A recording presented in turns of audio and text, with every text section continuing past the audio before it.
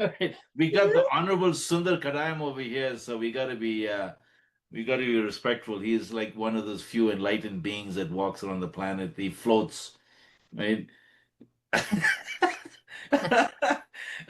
we Go ahead and set it up, and so we can witness the crash together. we can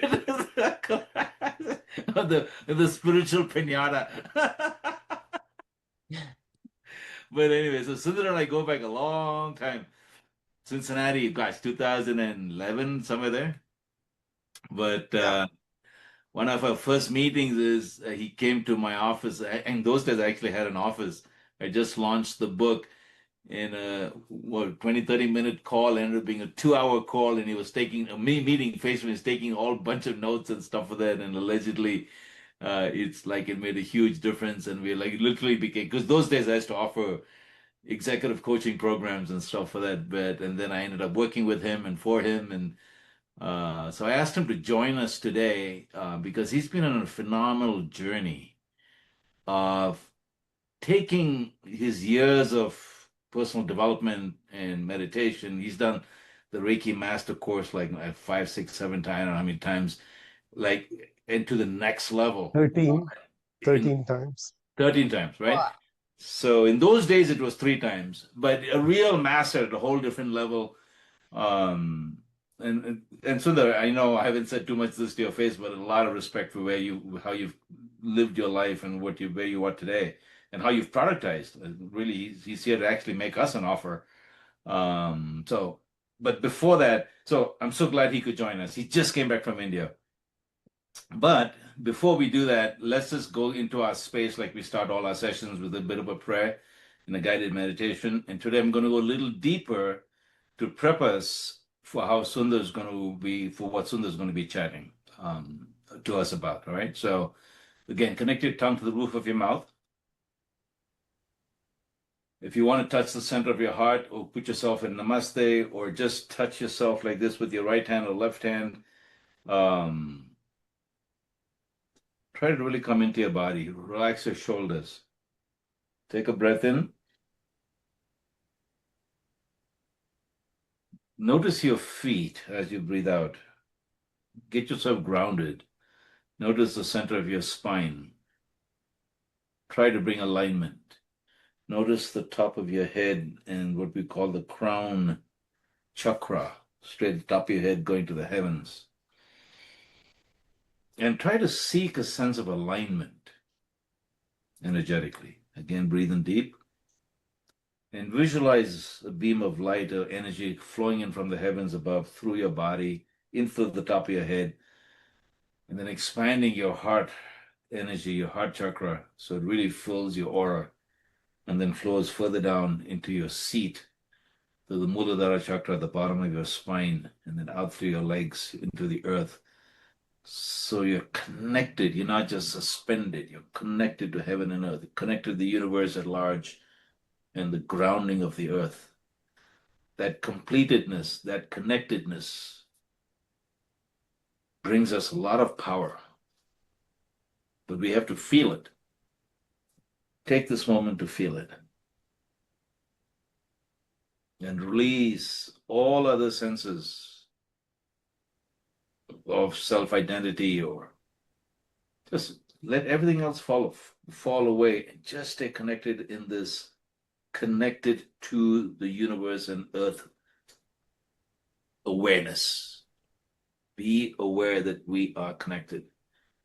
I really want that to be the theme today, that you're not alone. You're connected to what we would call the heavens, every planet out there in the multiverse, and grounded in the powerful energy of the core of the earth.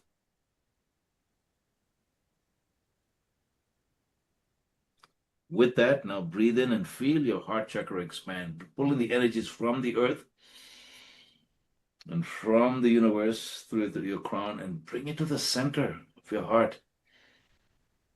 And allow that energy to just flow through your aura.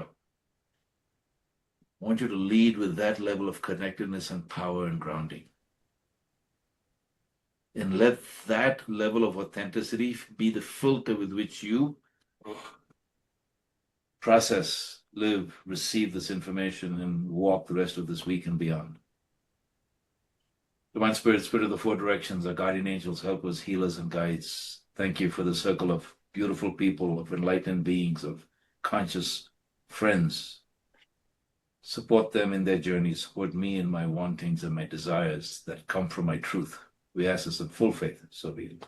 Thank you. Please come back to the consciousness of the room. All right. With that, my dear friend Sundar, welcome. Yes. I think to ground, so you get a sense of who we are.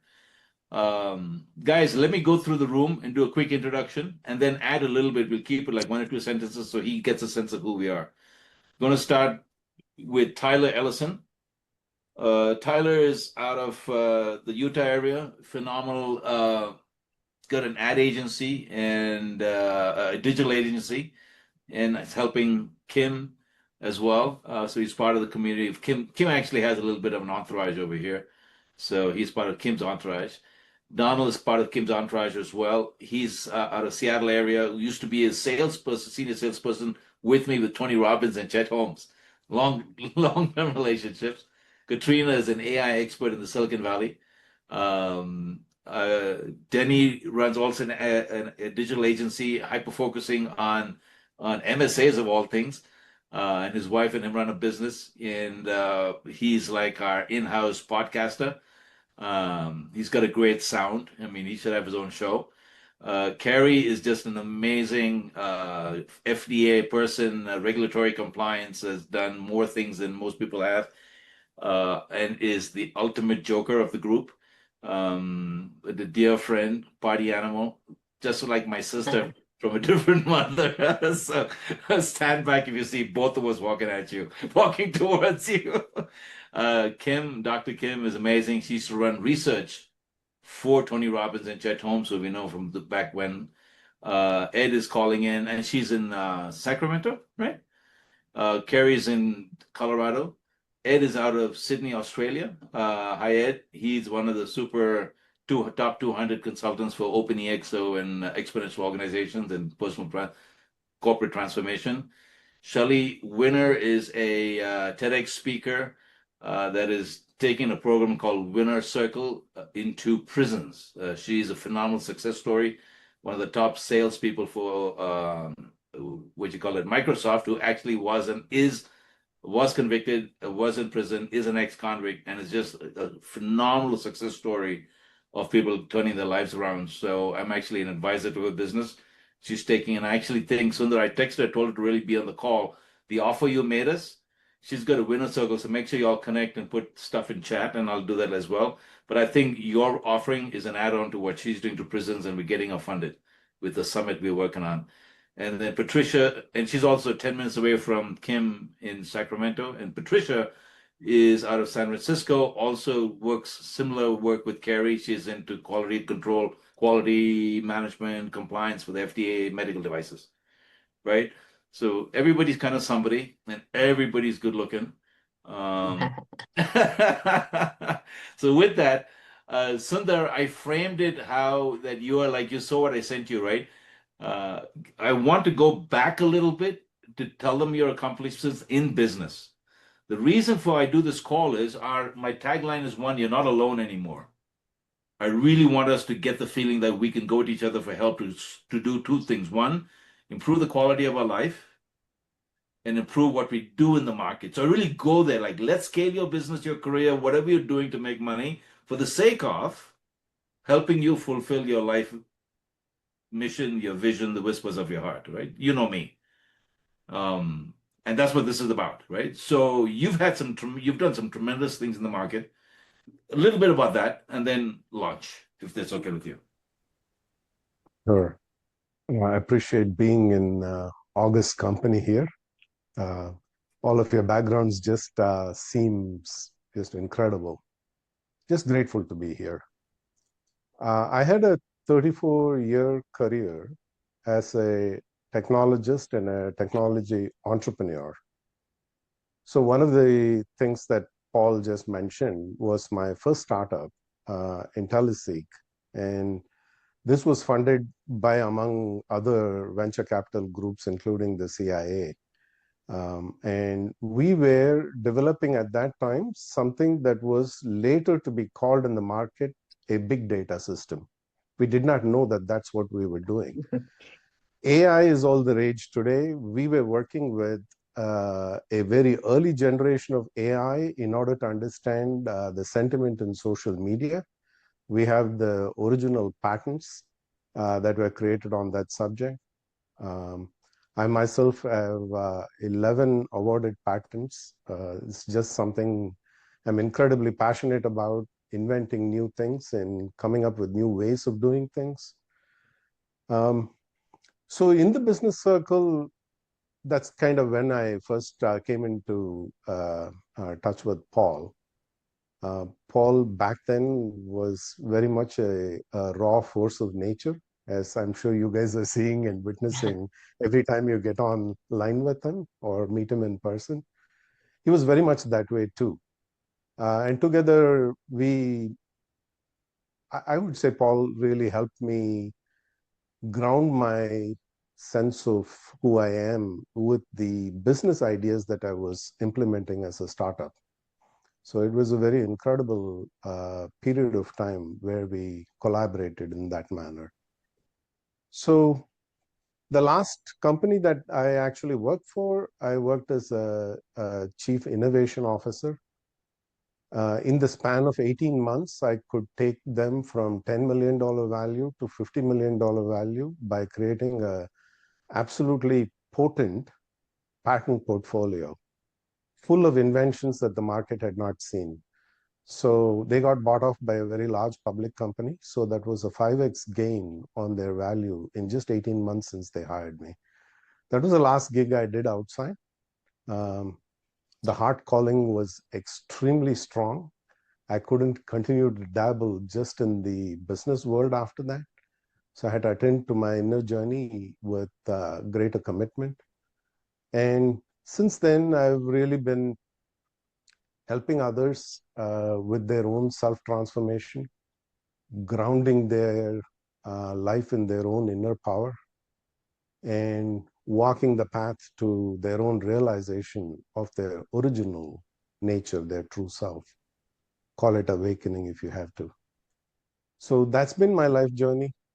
And the present work that I've been doing started sometime during the third month of COVID, when I saw people really outrageously fearful of what had hit them, and a lot of devastation to jobs, to family well-being, to loss of life. That's when one of the present offerings that I'm continuing to offer blossomed. This was called the Peace Practice. It was a way for people to ground in their own inner power by adopting silence meditation.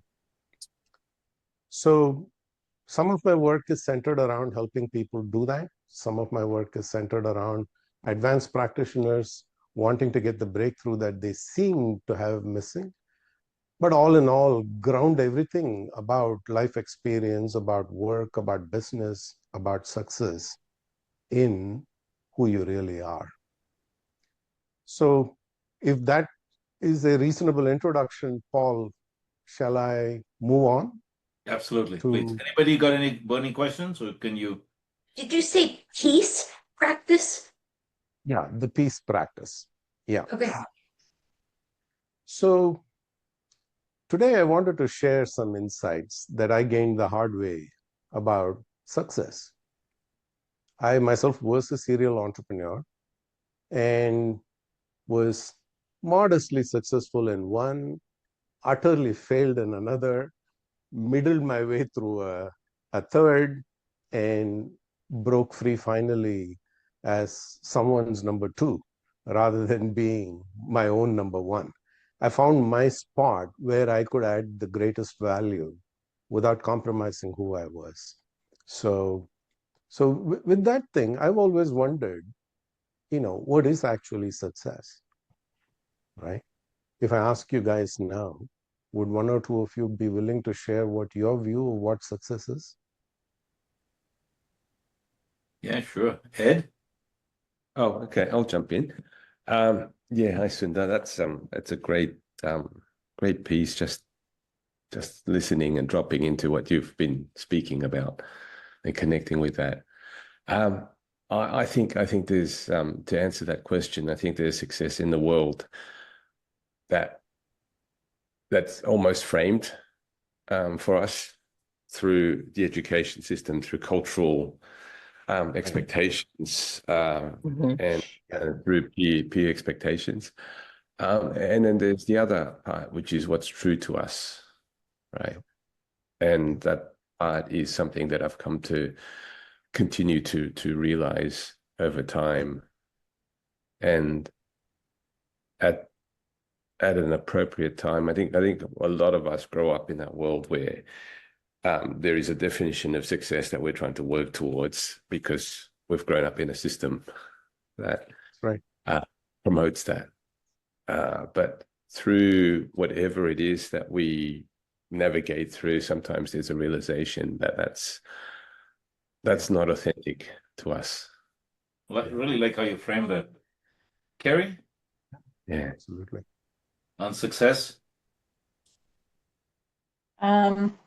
Well, success isn't always what you think it's going to be.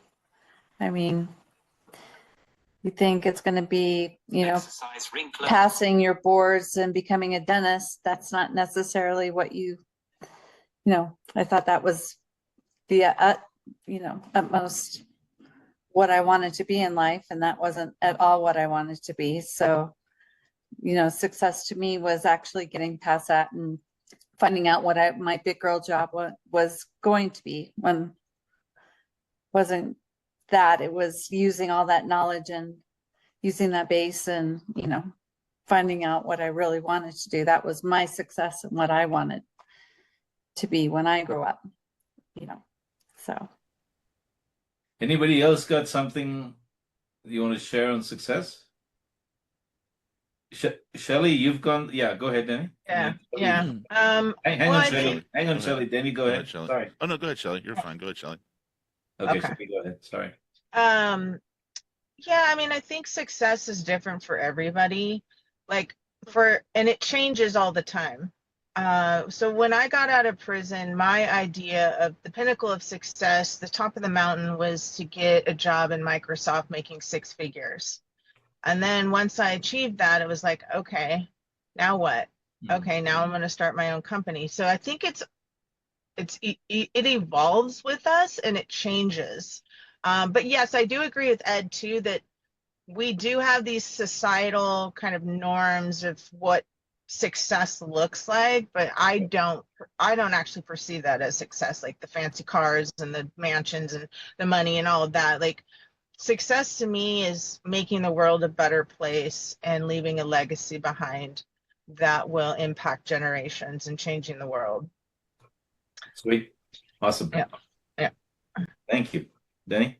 Yeah, I was just going to say one of my fundamental values has always been freedom. And I think success is about kind of being able to do whatever you want, reasonably whenever you want it, like being able to travel the world if you want to. A lot of that does come back to money, but I think that like time freedom, life freedom, money freedom is what success really is. To like live your life in just the best possible way. I think that to me is what success really is. Awesome. Good. Sundar? Yeah. I mean, this is amazing, right? And everything you guys are saying is true. Success is a personal definition, yet we are conditioned by others to fit or comply into or pursue success as somebody else's defined. And it takes a while. It takes the journey itself for us to get our own unique sense for what success is going to actually mean to us. Rather than defining what success is, I'm going to jump to the very next thing. I'm going to say something and I want you guys to react to it. Success necessitates making good decisions and taking powerful actions. Do you agree or not? Definitely. No matter how you define success, you got to make good decisions and take powerful actions. Sure. Yep. Yeah. I don't think they So need to be powerful. I think they impactful. need to be. Let's use another word. Yeah. Okay. Impactful. Yeah. And or decisive, right? Your actions got to link to the decision you made. I think they need to be Yes. kind and mindful. I don't. Yes. And that as well. Yes, absolutely. Right. So generally we're looking at it the same way. I can call it powerful or impactful or decisive. And absolutely, it's got to be grounded in not just yourself, but the whole, the collective as well. So how do we go about that? How do we make great decisions? And how do we ensure that our actions are as impactful and as aligned as it needs to be towards the decision that we are making, while being still true to who we are? It comes down to this, right? It's really, if these pieces, whatever these mysterious pieces are, if they fall into place, then we can make wonderful decisions, clear decisions, and we can act upon it clearly. So as I've pondered about this for myself, I've basically distilled it down into a few simple ideas. I'll again say what I have found through reflection, and you guys can opine on that as well. So clarity, wisdom, courage, strength, compassion, creativity. All of these are the ingredients that I have noticed that are required in order to make clear decisions in the first place, and then act upon them with as much drive and as much power and impact that you can. What do you guys think? Clarity, courage, wisdom, strength, compassion, creativity. There could be others, but these stood out to me when I looked at the whole notion of success and what can actually lead to it. If this conceptually makes sense, let's then quickly see what are the roadblocks to having this, because if it is so obvious, then it should be so reachable, right? Opposite of clarity is confusion. What brings us confusion? A mind wandering into the past and into the future, unsure about how to think about things, can produce confusion, and that muddies clarity. Wisdom is not knowledge. It is a considered essence of knowledge applied in the wisest way. That is, I'm actually unfortunately using wisdom and wise to define each other. Sadly, there's not another easy way I can mention what I'm mentioning. It's not just knowledge, but it is the distillation of that knowledge through experience, knowing what is right, what is effective at any given juncture. Courage, what comes in the way of courage? So back to wisdom, that is hard. And it changes over time, right? Tapping into wisdom, you need experience. And your experience may not have lent itself to being wise when you were actually experiencing, but later on, there's the prospect of learning from it. And then you are that much wiser when you have to apply something going forward. Courage and strength. How do we develop these? What come in the way? Fear comes in the way of courage, right? The sense of personal self-doubt comes in the way of strength. What about creativity? If you get stuck in a molded way of thinking, if you are in the box, it is really hard to be creative. You should not be in the box. Creativity by essence is be outside the box, Yeah. right? Okay, so what prevents us from being outside the box? Our own conditioning often is really what is in the way of being outside the box. Again, it is tied back to fear. And then compassion. Well, it's a necessary element because we can clearly look around in the world.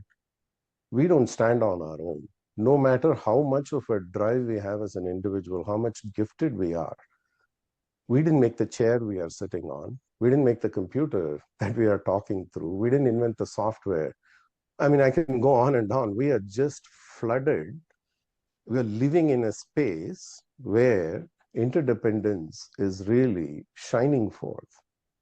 Compassion is really just stepping out of your own selfish nature and into the space of considering it more holistically, right? So if in order to make clear, wise decisions and take pointed, impactful actions, clarity, wisdom, courage, strength, creativity, and compassion are needed, is that actually what we are actually focused on? We all want success, however we are defining it. But is our orientation in that direction? Are we actually developing clarity and wisdom, courage and strength, creativity and compassion as a matter of living? Sundar, how would, based on your thinking, how do you have a protocol, a methodology, a practice, process, something to that guides us, for lack of a better word? If we take courage, right? It takes courage. Like me, I just made a transition from one bad experience of a client. I said, no, I'm not going to allow myself to suffer this way because it really was bothering me. But it took dangerous action and courage to go find an opportunity. I got on a plane. They thought they were interviewing me, but I interviewed them before they even asked me to come and visit, right? I took action, decisive. Now, I didn't wake up saying, I have a checklist. I'm always a bull in a damn china shop, right? But do you have a guideline of practice around that? Because these are things that we all have to do, but we do them at different levels of efficiency. Yes. Right? There may not be an invitation to be courageous enough, or we might have too much sense of urgency and fear to use our wisdom. Right. So, and we said, shit, we freaking knew better, right? No, you're right, Paul. And you know me, I am very good with research. And among the first things I did in my journey, as soon as I had this insight that these 6 things, among other things, are so key to making good decisions and taking good actions.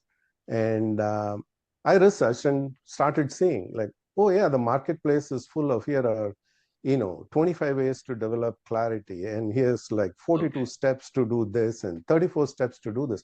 I'll be fucking old and dead by the time I go through that list. Right. On any one of them. You're already old though, you just... So basically what we're just waiting on is just the expiry of the biological body. The other banana skin. So for me, this didn't make any damn sense at all. Right. So like, you know me, Paul, I try to go to the heart of something. What is at the essence of this? Right. How can these things be essential in order to succeed and yet so widely ranging in order to build the skills? And it turns out you have to do only one thing. And this has been my personal discovery. You have to do only one thing. And in order to go there, I'm going to tell you a little story. Okay. Before revealing what that thing is, I'll tell you a little story. And this story is about a washerman in olden day India. The dude takes loads from people's home. And he goes to the riverside. Laundry. The dhobi. The laundry guy. The laundry guy. Yeah, and he goes to the riverside and he dips the clothes in the water. He smashes it against the rocks, and then he squeezes it and he dries it out on stones. olden day fellow. And day in and day out, this is all the guy is doing. It's backbreaking work in the hot Indian sun, 43 degrees. I grew up like that. We always had Celsius. a dhobi that would come and take our clothes. Yes. Yeah, washing machine. Yes. Yeah. Yeah. So in between certain activities, he will get moments of silence. Moments of silence where he would just walk around, wander around the riverside, just gazing at things, looking at stones.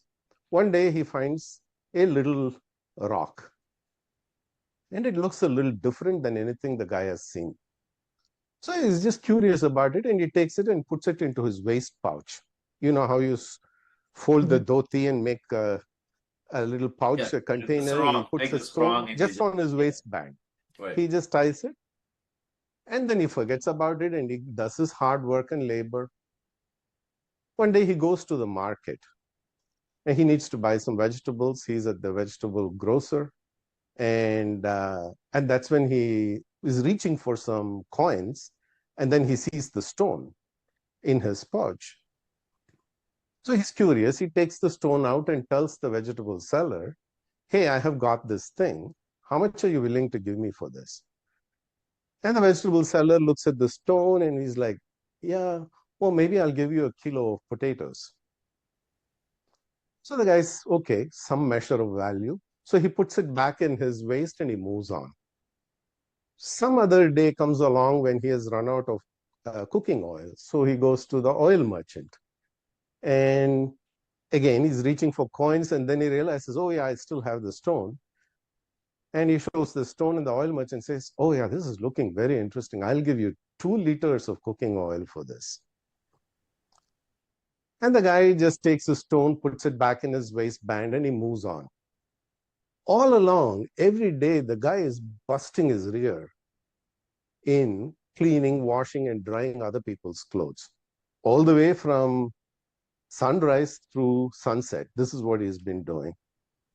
And he forgets about it. Much later, months later, one day he's just wandering again through the market without any purpose. He's just wandering in the market one evening. And then something strikes him. He's going past a jeweler's store. He dare not step foot into the jeweler's store because the dude is basically working with pennies. He can't go into a jeweler's store. He's never felt comfortable with that idea, but he's curious. He says, I'm going to go show this to the jeweler. The jeweler looks at the stone. He gets this magnifying glass and he looks at all of this stuff and his jaw drops. The jeweler's jaw drops. And our washerman friend, he's like, hey, what's going on? How much do you think this is worth? And the dude says, well, I think it's difficult to estimate, but if I were to dare, it is worth at least 2 million rupees. 2 million rupees in ancient India is like $1 billion in today's value. Wow. This dude has been wandering around with something so incredibly precious, doing backbreaking work from before he found it all the way through the time he has found it, and he has inquired about it, and he had no idea of the value of the treasure he has been carrying until the jeweler comes along. So today, consider me the jeweler, pointing to you that in you is the treasure that is the answer to the question of how am I going to cultivate clarity, wisdom, courage, strength, creativity, and compassion. And that treasure chest is right inside you. It is the source of your inner power. And what that is very simple. It's inner peace. Inner peace is your inner power. And inner peace is the source of clarity. It is the source of wisdom. It is the source of compassion, creativity, courage. And it's just inner peace. And how come? You think about it logically. Would you make better decisions if you're calm or you're perturbed? That's so simple. Calm. Yeah. Right? Yeah. The deeper your calmness, the more ability you have of tapping into the knowledge and wisdom you carry. If you're not perturbed, then you're really grounded in your calmness, right? So there's wisdom, right? Courage. Fear doesn't exist where inner peace is. Strength exists where inner peace is. Creativity is that out of the box. Inner peace is where you are out of the box. You're no longer in your head, but you are deeply resident in your heart. So when you examine each of these things in turn, you realize like there's only one thing then we have to do. Your daily cultivation of this inner peace is what connects you with your inner power. And that one practice unleashes all of these faculties, these attributes, clarity, wisdom, and so forth, without any effort. You're not trying to fight and get those qualities one at a time. You're doing the one thing that unleashes all these qualities that are already inside you, resident where inner peace is. So it turns out in my journey, I always thought like, I got to go, I got to achieve, I've got to do this, I've got to do that. Eventually, after succeeding, that is, I've achieved what I wanted, I'll get to the point of considering inner peace. I'll deserve inner peace, or maybe I can attend to it. But it turns out life's joke is that you actually attend to inner peace up front. All of these other things come for free. And so in the way that I have been helping others, the one core practice is really around the notion of cultivating inner peace. And I'll tell you about the practice. It is so ridiculously simple. There's no secret here. I'll just share it. And the steadiness of that practice, the consistency of that practice is what allows you to get these other things, quote unquote, without the effort. Now, this is not to say that there are some roadblocks you should not wisely apply your intellect or a technique to relieve. I'm not saying that's not needed. That may be needed. But the fundamental practice is the same. The foundation is the same. So where is this inner peace? It's where silence is inside you. Inner peace is in the silence inside you. See, early when we started this call, Paul asked you to place your hand on the heart center, right? So if you will allow me, let's just take 30 seconds in this thing. If you would please close your eyes. Take your hand to your heart center. Just use one of your fingers to place your hand in the heart center. Now bring your attention, which is normally wandering in the mind or somewhere in the body, bring all of your attention into your heart center, behind where you are placing your finger, inside your body. If attention wanders, just gently guide attention back to rest in this heart center.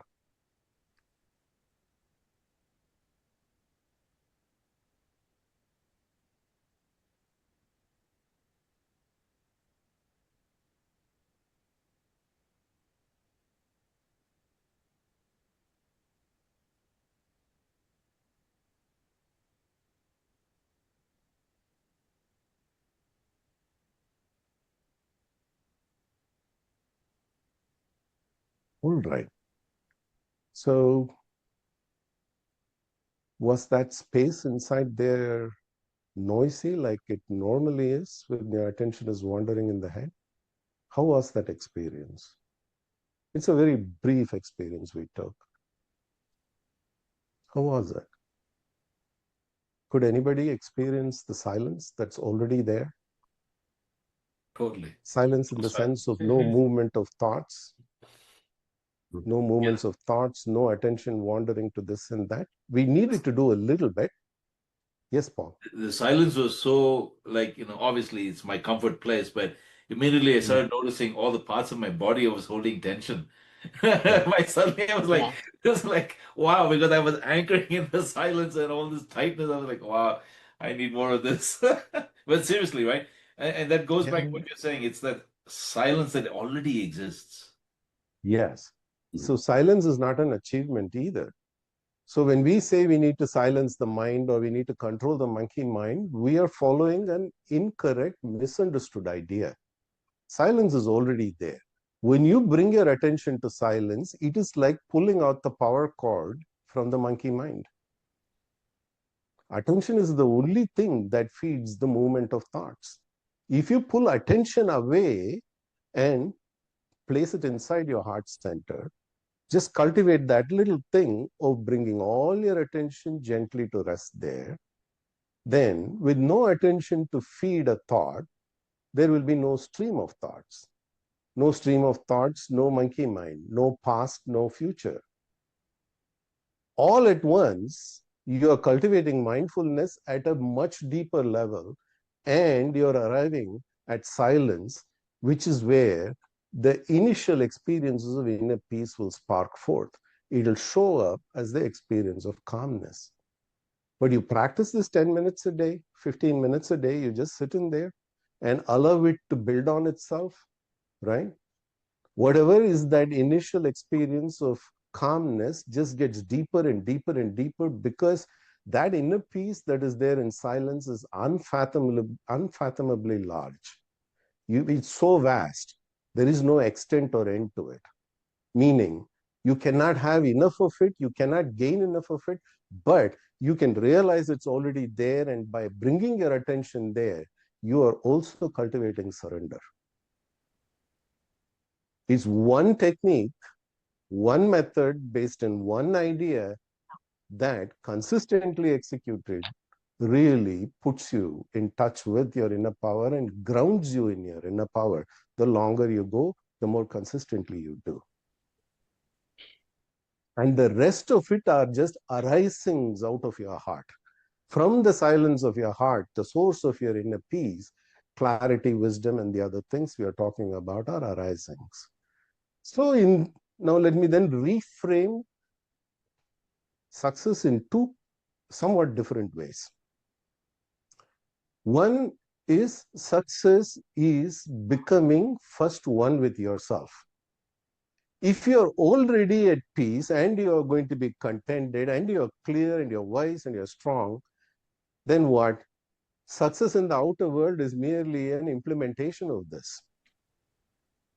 Whatever this arising is, you just apply it in the outside world, right? And you won't clamor after anything because you're already contented to start with. The second perspective I want to shed on this is that arising that I am talking about will express itself uniquely. In one person, it'll show up as much deeper peace, which is sort of what it does for me. But for another person, it may just burst out in one or more of these other ways. The point then is, this practice is also the way to sing your heart song. Paul talks about the whispers of the heart. It is very, very true. These are very concrete things. I'm sure you guys have experienced some of it on your own. The whispers of the heart are very different than the thought process and the thought stream that runs in the mind. A heart whisper stands alone. It has no precursor thought. It has no succeeding thought. It's just an arising that arises just like that. Where it's arising from the silence inside, your own inner power. And what is the point we are here in life for? I'll give you a perspective that I'm increasingly just loving and I'm fond of. You're here to sing your heart song. How do you know this is some semblance of truth? Why does the eagle soar? Why does the lotus flower blossom? Why does the nightingale sing? Why does the cheetah run like hell? That's their heart song. That's what they're there for. The flower opens because that's what its heart song is. It's just that complete blossomed offering. Who is it for? Well, that's not even a question. You do it because that's what it is. So, however, then the expression happens with such a foundational practice is you don't have to entirely worry about how I'm going to shape myself. You will be getting those insights arising automatically from inside. It'll come in those moments of silence as whispers of the heart. Paul is spot on about that. They arise in exactly that way. So I'll pause here. I've thrown a bunch of stuff at you guys, and let's see if any of it made any sense. Yeah. And the group is very disciplined. We're all very good professionals. thank you. Except for a few. I mean, some people in Colorado. And so a couple of things, guys. Sundar, and for everybody else, I want to link what I've said to what Sundar is saying. A couple of weeks ago, I was telling you how my heart was paining and stuff for that, and I was being not honored and respected with where I'm at. And I did also say, I think I did a post on the WhatsApp group that when we go to silence, we hear the clarity, and decision making is so much easier when you go to silence and you get it, right? That you have a complex situation, but silence, you just get it. And it goes back to that courage, right? If you trust, because that thought arises like, this is what the whisper of my heart said. But you need the courage to take action. But the clarity is so deep when it comes from silence. And Very if you true. allow the ego mind to stop and not validate or say, oh, I need to validate, is this really true? Like, no, this is just the truth. This is my heart song. And then you move. That's right. That's, so Paul, in essence, Sundar, that's what you're saying. That's the essence absolutely. of success, right? Absolutely. So the one little thing, that additional little tidbit that I discovered for myself, which is a steady practice, just 10 minutes a day is a wonderful place to start. You don't have to become a meditation master. You just need to become friends with silence. You just need to take that attention and just rest it in the silence of your heart center. That is the 10 minutes. And then the deepening practice is the same thing, which is 1 minute here and there throughout the day. Sprinkle your attention, sprinkle your day with 1 minute of silence, just for the heck of it. Not for gaining this or for doing that, but by becoming friends with silence again and again. And then what Paul is saying becomes natural. Right. When you need to make a big decision, rather than wrestling it with only the stuff in your head, which you have to grant is limited by your knowledge and experience. But where are you going to get that non-linear power that is already resident inside you? You have to be friends with silence. And if you become familiar with it, with your 10 minutes of practice and 1 minute sprinkled here and there throughout the day, your first inkling will be, let me go into silence. And when you do that, you don't have to take my word for it or Paul's word for it for that matter. You can experience it on your own. You can prove it to yourself. That's the beautiful thing. This is not theology. It's not philosophy. This is experiential. And it is vivid proof that is just available to you through one ridiculously simple practice. You know, that helps for interpersonal relationships. That helps when getting frustrated at the checkout counter. That helps when somebody cuts you off on the road. Totally. It helps when you lose a partner or a spouse or a child. I'm dealing with somebody in Mexico who just lost his mother. Yeah. You know, these things happen, right? And very often in life, there are no answers or there's no justification. One just has to get to being able to release the trauma and go to the heart. So it also helps. That's right. And coping, right? Coping mechanism. Absolutely. And the thing that this is you're not relying only on the one tool set which is here. This is a powerful tool set. The intellect, the knowledge base, the ability to think. These are powerful tools, no doubt. But they are only one of the tools available to you as a human. The great inner power exists already here. And the tools that it unleashes are, I've given a sampling of 6, but if you take it upon yourself as a practice, you're going to find that I have actually understated what I mean by inner peace is your inner power. It is by prioritizing silence, we get to peace. Peace comes as the experience of calmness. Co-occurrent with calmness are clarity and wisdom, courage and strength, creativity and compassion. And that's what lends itself to better decisions. Okay, Stronger and that's the actions. transition, right? And those better decisions is how you now build your business model.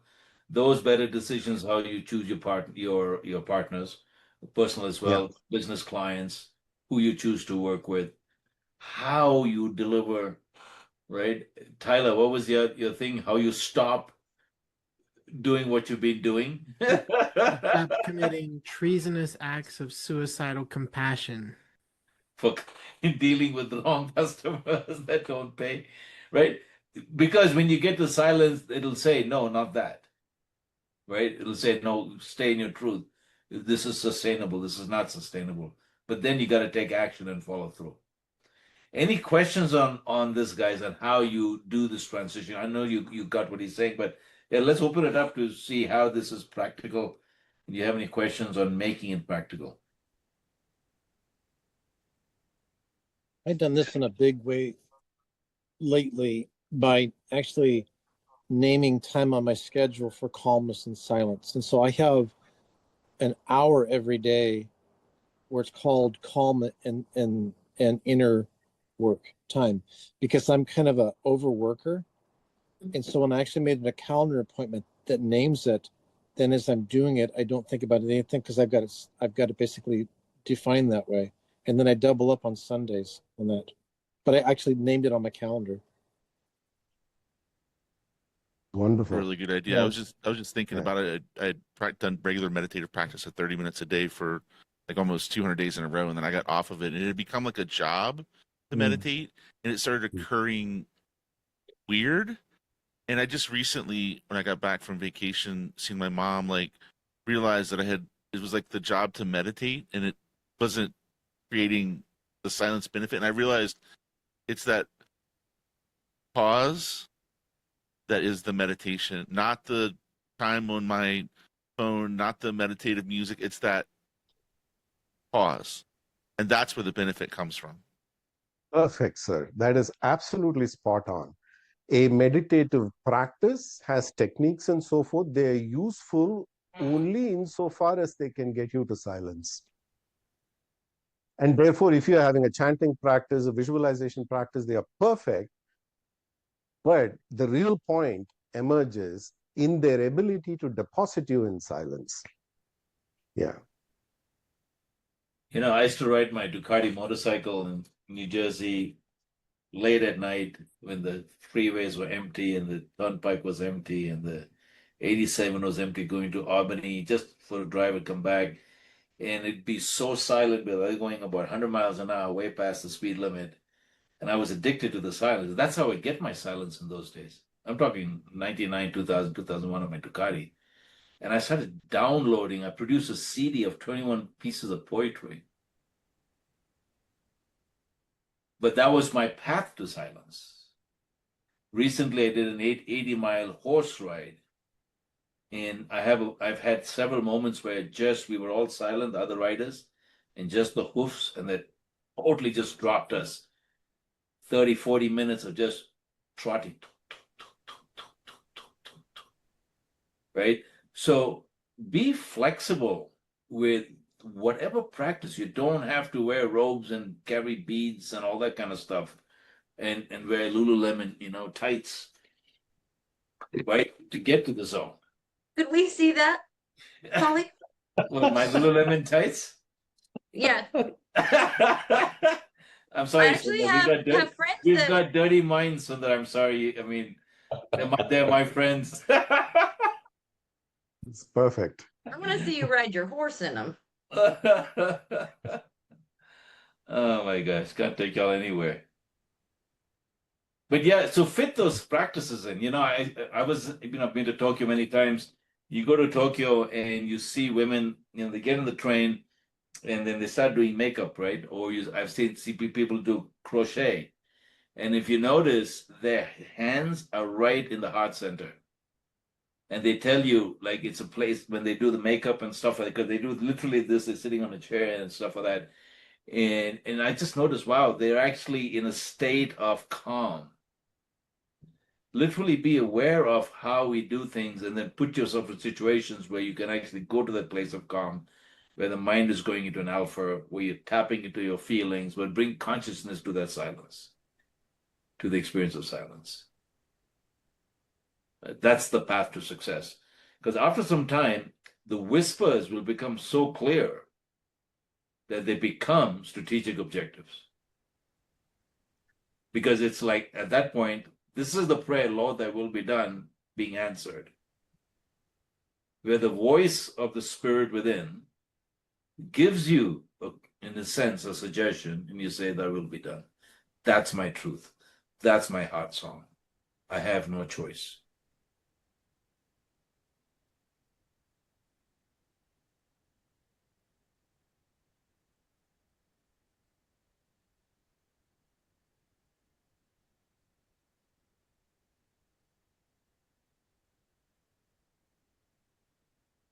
So,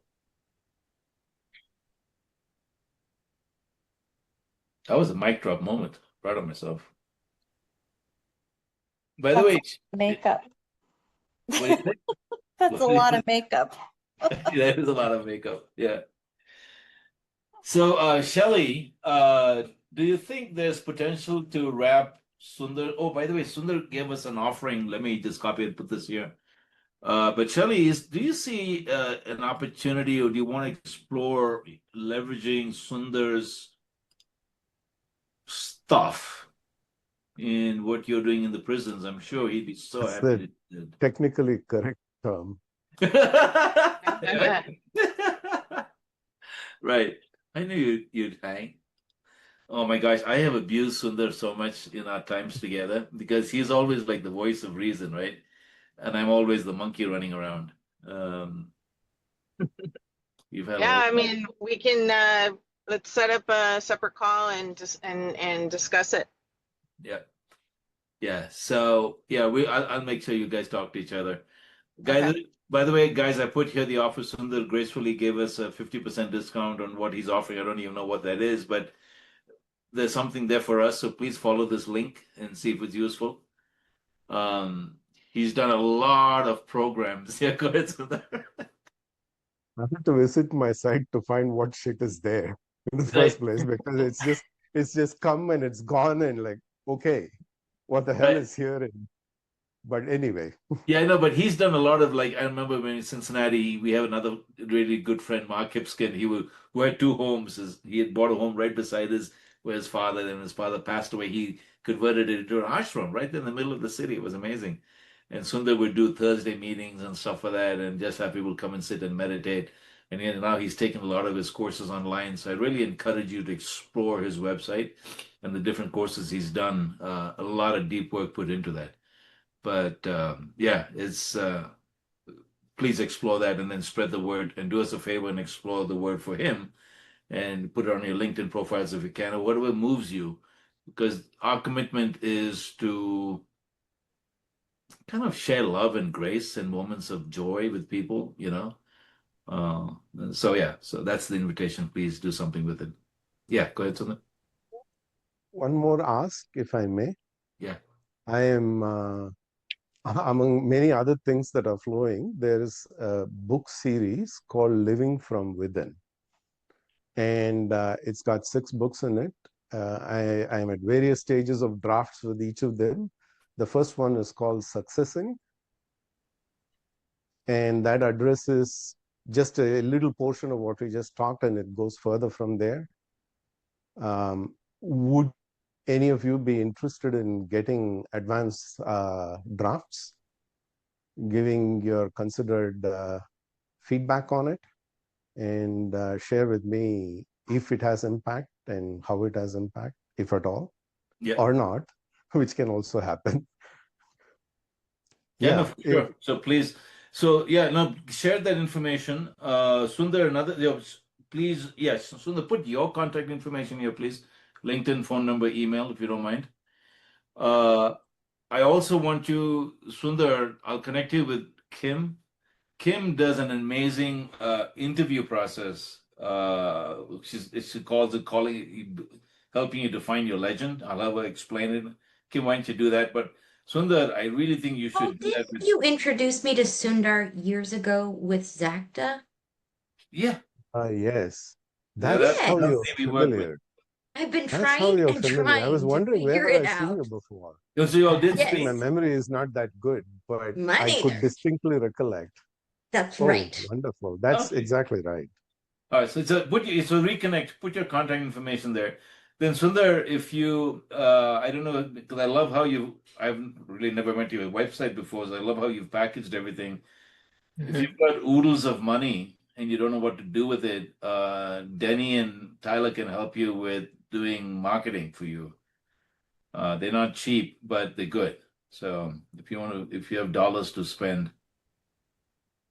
otherwise, It is a, yes, that's And wonderful. always, Yes. if we can relate it back to MSP marketing in some way, happy to have you on the podcast. Like Shelly is signed up for the early part of September, and Paul and Dr. Kimberly still have not.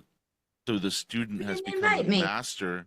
What's that? You We did were not not invite me. invited. Oh, you're all. No. Every time I say, "Hey, come on." You No, guys- I'll tell you how. How do Okay, I- let me All right, what do you want me to let do? me tell you. Shut Smoke up. signals. Shut up. Let me tell you how to do the invitation. Children. And Hush. sorry. Yes, sorry, Totally man. shut up. I'm okay with that. Go ahead. Go ahead, You're- Holly. Okay, Like it's kindergarten. my damn show. I had to coach Yeah. Kim on this. She's like, you haven't signed up. I'm like, send me a freaking link with the calendar, something, Gee, Coach me. Do you guys use email? Can we use email? yeah, send the link with email with a Calendly thing, man. I texted Lord. you.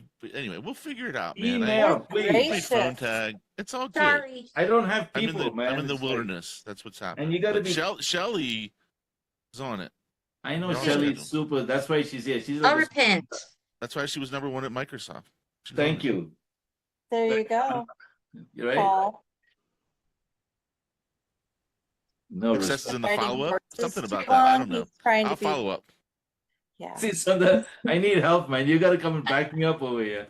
I don't need any help.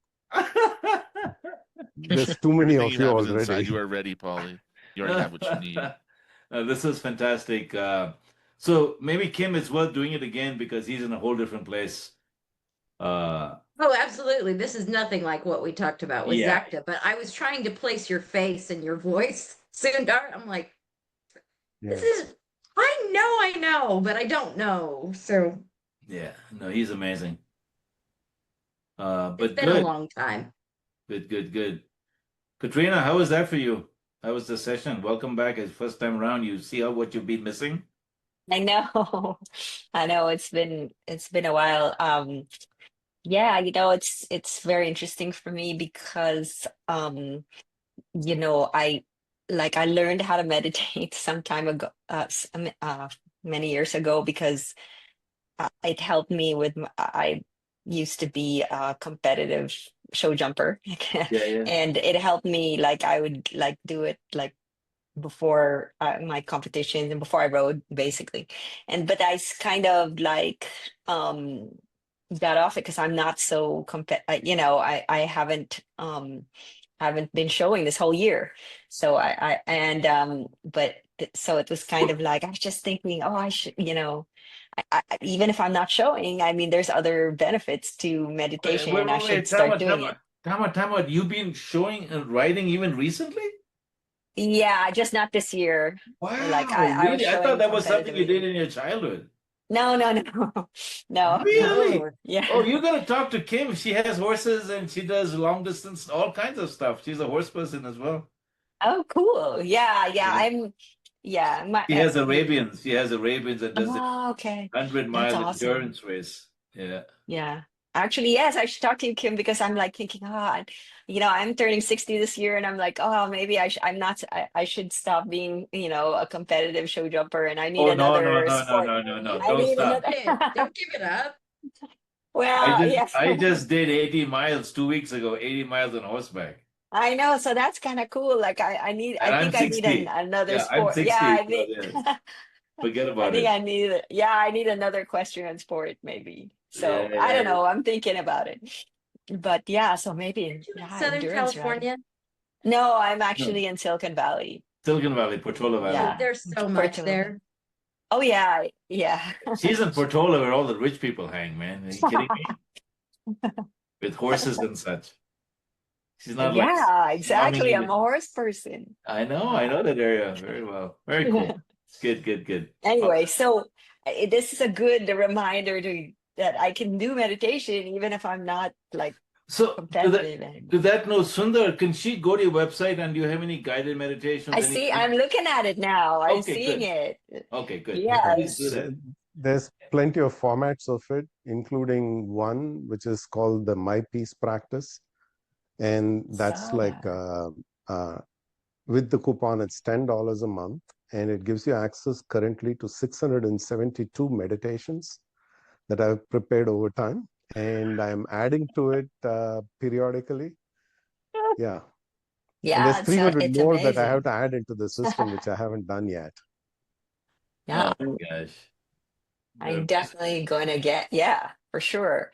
Um, Amazing. I was about to, like, I'm looking at this Meditations for Inner Peace, Volume 1, and all that. But So yeah. good. So definitely follow up with that. And then Sundar, you definitely need to follow up with Danny, get on his podcast because you'll have content.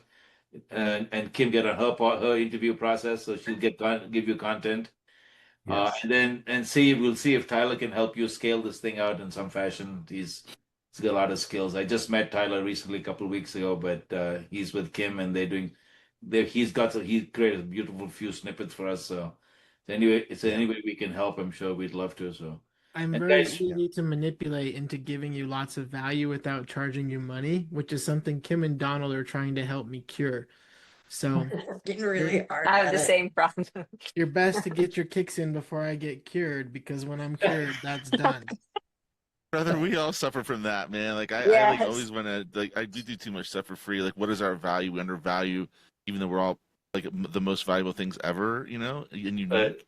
It's a constant conversation I have with my wife about this. Like, we should charge more for that, and like, no, but they're they really need it, and I really like they it. really need it. Yes, exactly. Why are we always poor? Yeah, yeah. Gee, I wonder how that happened. Why do I work so hard and the bank account's always empty? Yeah, I know. But my wife is in Vegas right now, so hopefully she wins big. I'm expecting her to come back with a jackpot. So yeah, that's good. That's good. We'll see. Awesome. All right, guys. Carrie, did you have any words of wisdom for us? I have no words. No words. Good.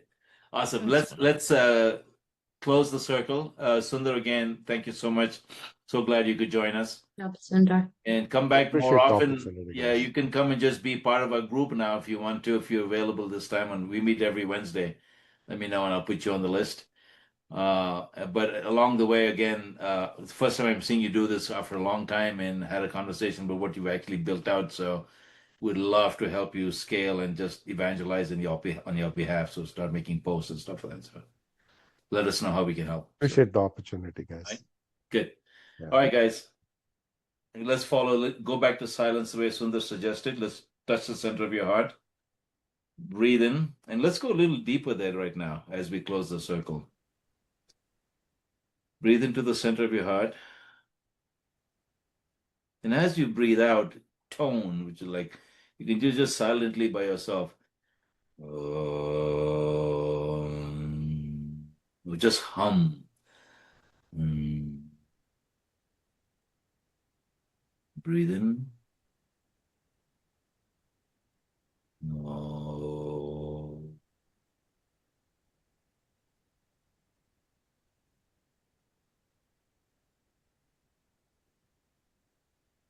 Breathe in.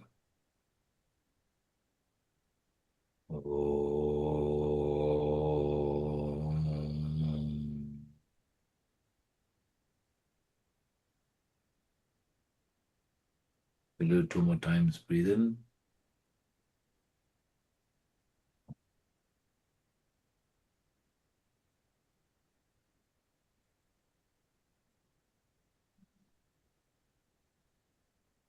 Breathe in.